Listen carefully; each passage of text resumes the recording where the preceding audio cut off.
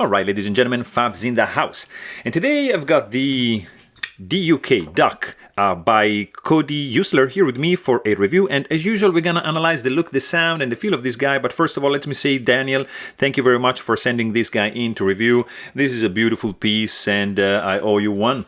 So let's check out the size, because overall size of this guy is going to be around 8 inches, just a little bit over that. 3.5 inch long blade, 4.5 inch long handle. But let's see how this guy compares to, for example, some smaller blades. For example, this is Ontario Rat number 2 and this is Ontario Rat number 1. Look at that, right in the middle. I really appreciate this size, because sometimes, you know, the Rat number 1 is too big, the 2 is too small. For example, same kind of offering from Spyderco, Paramilitary 2, very similar in size, handle is smaller, cutting edge is of course a little bit longer, and this is the Para 3, also from Spyderco. Check it out, and let's do it up against the Shirogorov Neon and Zero and the Shirogorov F95R. So also again, smaller than the F95, a little bit bigger than the Neon. And let's also do, what else we have? Chris Reeve Knives Large Sebenza 21. Let's do another classic right over here, another 3.5 inch long blade, but look at the handle, you see? Blade to handle ratio of the duck is better. And let's also do it up against the beauty right over here. This is the Holt Bladeworks Spectre V4.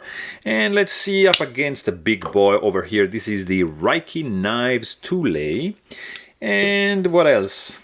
Let's do this guy over here. Custom Knife Factory, Philippe Georget 520 over there. So very comparable in size. And why not? Let's just do it up against a little bit smaller Olympic Whippersnapper. So guys, I mean, this knife over here is something spectacular. It's a custom knife made by Kody Eutsler, and it's I would say like a bolster lock. In fact, you see how it's, I mean, technically I would say frame lock, but because of that, let's say bolster lock. This is something spectacular. It's really cool knife. Just check out the fat carbon fiber going on. Look at that. This is black camo fat carbon made by Copper 44. And it's just gorgeous. Like the way, because this is, it's not flat. You see there's some curvature like on top. So it's gonna reveal the layers in this camouflage pattern. Look at that. Would you look at that? How cool is this? So nice. Just gorgeous, guys. This is beautifully inlaid into the handle. It's really nicely done. I really appreciate this curve over here where the let's say this bolster, but it's like actually an inlay, it's integrating into the handle really nicely, seamless, beautiful fit and finish. This is superconductor, which is just good looking. Look at that. This is a gorgeous piece, guys. The lines on this knife are truly really good. I mean, I really like the proportions. I really like the style. It's beautiful. I mean, just look at the geared shape pivot collar. That is just phenomenal. And look over here. Look at how this line is creating the first gear, let's say, and then just goes around, and the last line right over here creates that. I mean, how cool is that? This is a beautifully inlaid pivot collar right over here. Just fantastic. Very cool. There is some chamfering going on over here. Not really much chamfering going on the inside, but there's no way it's gonna bug you, because overall this guy feels absolutely smooth in the hand. Really good. You've got 3D milled titanium backspacer with integrated lanyard hole over here. Maybe this area is creating a little bit of hotspots, but it has been nicely rounded off, so not a big deal whatsoever. Also, you have a very, very nice geometry going on right there. Just beautiful. There's no stainless steel insert over here, but there's no lock stick. This scale over here is going to act as an over travel stop bar. You can see the lock bar cut relief right over here, so it's going to be external in a way. And you've got a really, really cool look. Why? Because, did you notice? There's no screws.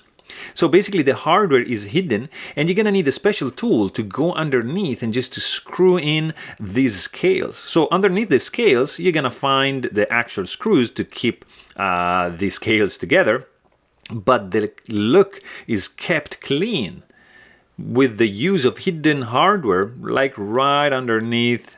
One is there, and you've got two right over there. One for the bolster, let's say bolsters or inlay, and one for the scale right over there. I don't know if you can see, maybe like that. This is a really clever and ingenious solution to achieve a very clean and masterfully done look, 100%. Another like work of art is the, let's say, floating pocket clip with also hidden hardware. 3D milled titanium chunk, very, very nice springy tension. Look at the clip ramp. This is a clip ramp. It's perfectly designed. Just beautiful. Tip up carry only, of course. It's not reversible. It's not ambidextrous, and there's not going to be any disassembly video for this guy because first of all, I don't have the tools, and second, I wouldn't even try to do anything to this because it's basically perfect. The blade, it's just something spectacular, guys. Look at the blade. So this reminds me a little bit of this blade shape right over here. Nice drop point blade. It's a very, very useful blade shape. In fact, DUK stands for Daily Utility Knife because the shape is no frills, has no frills, and it's just useful. It's like a utility blade. So really, really good slicer, great at a variety of tasks. And if you check how this blade is designed, it's just beautiful. So you've got like a nice thumb ramp with no jimpings, absolutely nicely done. And the crowning on the spine is just fantastic. Also, this one reminds me of this guy right over here. In fact, you can see that also the Nirvana has a taller, of course, blade shape, but also has some similarity with this guy, a little bit more jimping, but still. This is AEBL steel, hand rub satin, directional in this way, beautiful crowning, I was saying, beautiful drop point, belly up to here, straight edge up to the end, and very, very thin behind the edge. Let's see, yeah. Right over there. The sharpening choil is nicely done. You can see the plunge grind going back to this point, so it's beautifully, beautifully designed. It's not really, because this is sharp up to the end, so probably not really a good idea to use it as a finger choil, but if you use just the tip of your finger, it's gonna be pretty good. You're gonna be kind of safe. The flipper tab is also very nice. When it's closed, I love when the blade is shaped in a way to kind of like be flush with the scales, like in this position and here. I mean, this is reminding me of some Thorborn knives. Look at that. It's just beautiful. Like to touch, just fantastic. Also the flipper tab, look at this. Follows this line, so your finger naturally just does that. So you can do a light switch like this, easy because of the jimping going on, or just like a nice push button like that, and this guy's gonna deploy 100%. I also love the fact that this is a Beautifully sterile looking blade, zero frills, nothing, not a single mark on the handle. It's beautiful. I love when a maker is not doing any billboarding going on, because they don't need it. I mean, it's very recognizable design, so there's no need to clutter anything. So really, really good job right over there. Also, what I really appreciate on this guy is the sound, guys. Really, oh my God, this is beautiful. But this, oh man, oh come on. It's so subtle, so elegant, so dampened, so unobtrusive, really discreet. And there's a click when this guy opens. There's a kind of a special click to it that is just beautiful. There's no other knife making this sound, this clicky and subdued noise when opening. So great acoustic on this guy over here. Beautiful. The weight in the pocket is going to be 3.9 ounces, so it's very controlled weight, and zero hot spots, like nothing. You've got, maybe if you squeeze like a lot, probably not really. I mean, this might create something, but not really. Depends on your hands, and it also depends on the grip. If you're a little bit more in an advanced position, it's gonna probably disappear like that. You can probably feel it a little bit there, but it's negligible. There's no jimping, of course. We said over here you can also do pretty comfortably nice and reverse grip like that, and it's gonna feel absolutely solid. Nothing is gonna move. This is, I mean, there's no rattling, of course. Nothing is gonna move. It's gonna feel absolutely like a solid chunk in your hand. A beautiful texture. It's really smooth, this handle. Fit and finish, phenomenal. Really, oh, the craftsmanship, guys, is on another level. It's a stellar custom knife. There's no gaps. Of course, zero blade play. The clip tension is right. The clip ramp, beautifully designed. Really nice balanced in the hand. Deployment speed, it's really good. I believe this guy is running on phosphorus bronze washer. Let me see. They didn't do the disassembly. No, actually, this guy is running on bearings. I can see them. Maybe you can see them too right there, because the tolerances are so tight. Look at for example, look at the space between the blade and the scale, guys. This is probably like a paper thin kind of tolerance. So maybe a piece of paper can just barely make it in. So deployment speed is really good. No finger sore, because you can do like a light switch, you can do push button. So you see this area, it's not like fully chamfered, but yeah, the edges have been rounded off a little bit. So you can do push button, light switch, or like two-handed opening. It's gonna be smooth no matter what.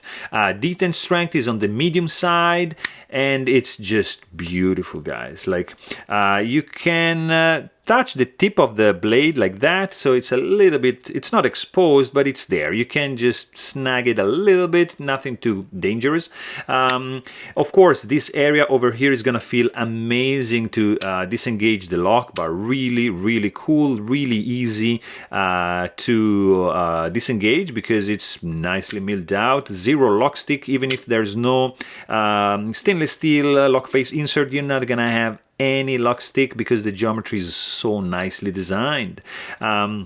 You've got no detent bar ramp, so you're gonna have a little bit of a hard step like that, and overall you're gonna have, of course, your free fall, and then you're gonna have just to wiggle a little bit to have this blade close. But I mean, overall this guy looks phenomenal. The design is one of the classiest, cleanest look. I love the hidden hardware, blade shape, phenomenal. The sound is great. The ergos are really good. I mean, I dig this guy. Too bad that this is gonna be over $1,300 if you can find one, but if you can, just check this out. So there you have it. Hope you guys enjoyed this video. Please don't forget to subscribe. Thanks for watching and stay tuned.